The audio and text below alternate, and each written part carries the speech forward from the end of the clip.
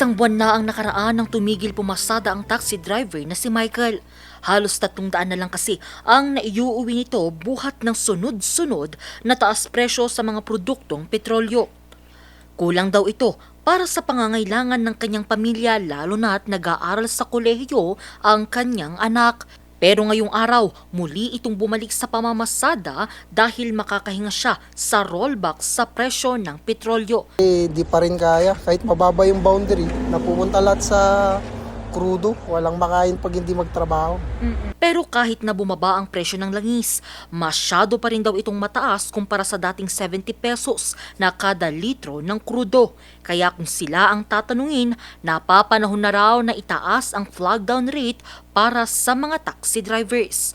May pasero rin, pero yun na, yung pamasahe na mababa. Kailangan nga dapat tumas yung lockdown ng taxi. Kasi di pa rin kaya. Nauna nang inanunsyo ng DOTR Cordillera na walang pagtaas ng pamasahe pero maaari pa rin ang voluntaryong pagbibigay ng sobrang bayad pero para lang ito sa mga jeepney.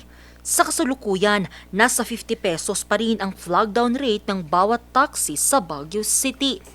Kaya naman noong April 7, sa isinagawang public consultation ng mga tsuper at operators, iminungkahi rin ng mga taxi drivers ang pagdagdag sa kanilang flag down rates. 15 pesos yung hinihingi nila.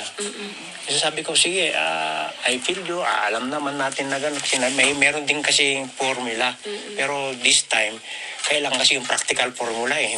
Tiniyak naman ng DOTR na pag-aaralan nila ito habang inaantay pa nila ang tugon ng Central Office sa isinumuti nilang proposal tungkol sa dagdag pamasahe sa jeepney. Para maibsan ng mga taxi drivers sa Baguio City ang mahal ng presyo ng petrolyo, binigyan na rin sila ng financial assistance sa ilalim ng Assistance to Individuals in Crisis Situation o AX ng DSWD. Ang payout pinangunahan ng City Social Welfare and Development Office.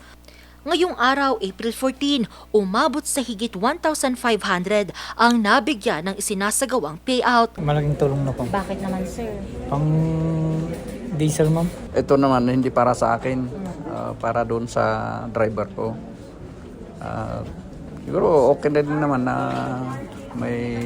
may bigay sa kanya para sa pamilya na. Bahagi ito ng inisyatiba ng pamahalaan para matulungan ang mga apektadong drivers sa pagsirit ng presyo ng krudo.